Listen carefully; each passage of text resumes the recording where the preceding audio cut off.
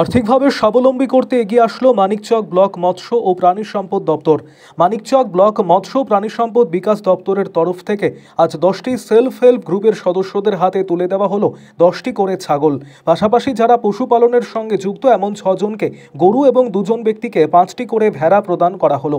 পশুপালনের মাধ্যমে যাতে জীবিকা নির্বাহ করতে পারে তার জন্য এই বিশেষ উদ্যোগ গ্রহণ করা হয়েছে। বৃহস্পতিবার আনুষ্ঠানিকভাবে গৃহপালিত পশু প্রকৃত পশুপালকদের হাতে তুলে দেওয়া হলো।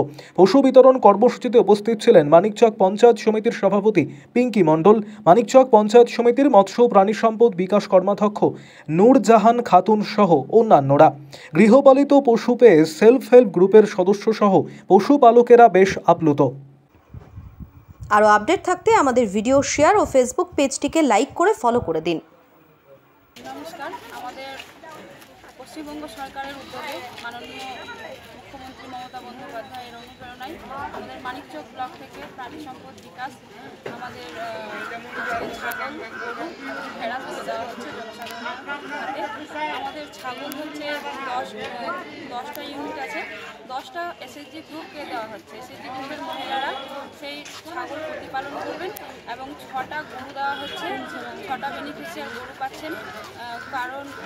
কারোর কোনো অ্যাক্সিডেন্ট বা বিদ্যুতে মারা গেছে তাদেরকেও দেওয়া হচ্ছে, এরকম 2টো বেনিফিশিয়ারি ছিল। তারপরে ভেড়াও দেওয়া হচ্ছে, 2টো বেনিফিশিয়ারিকে ভেড়া দেওয়া হচ্ছে। তো আমরা জনসাধারণের হাতে এই প্রাণী ছাগল তুলে দিচ্ছি, ছাগল, গরু, ভেড়া, যাতে তারা এই পশুগুলো পালন করে উপকৃত হয়। যেমন ধরুন, ছাগল প্রতিপালন করলে তারা লাভবান হবে। একটা ইউনিট করে প্রতিপালন করবেন। আমাদের ডিস্ট্রিক্ট থেকে অফিসাররা এসছেন, আমাদের এই প্রাণী সম্পদ বিভাগের দপ্তর থেকে। ওনারাও আমরা সকলে মিলে আমরা ওনাদের হাতে ছাগল তুলে দিলাম। ওনারা যদি কোনো অসুবিধা হয়, ছাগলের কোনো সমস্যা হয়, ওষুধ দেওয়া হবে, ভ্যাকসিন দেওয়া হবে। আমরা সমস্ত রকমের অসুবিধায় আমরা পাশে আছি। ওনাদেরকে ছাগল দেওয়া হবে।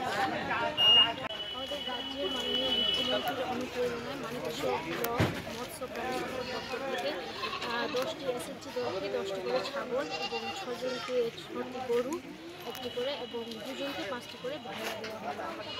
তারা এটি পশুপালন করে জীবিকা নির্বাহ করতে পারবে। এটি একটি ছোট প্রচেষ্টা। কী ধরনের বার্তা রাখা হলো? তারা কি আর্থিকভাবে সচ্ছল হবে? পশুপালন করবে এবং পশুপালন করে জীবিকা নির্বাহ করতে পারবে, পরিবারের পাশে দাঁড়াতে পারবে। সেক্ষেত্রে এখানে আমাদের বিএলডিও সাহেবের কাছে ইন্স্যুরেন্স আছে, তারা নিয়ে আসবে এবং ইন্স্যুরেন্সের কিছু দেওয়া হবে। আচ্ছা, আপনার নাম এবং কী দায়িত্ব রয়েছেন? আমার নাম নূরজাহান খাতুন, কর্মকর্তা।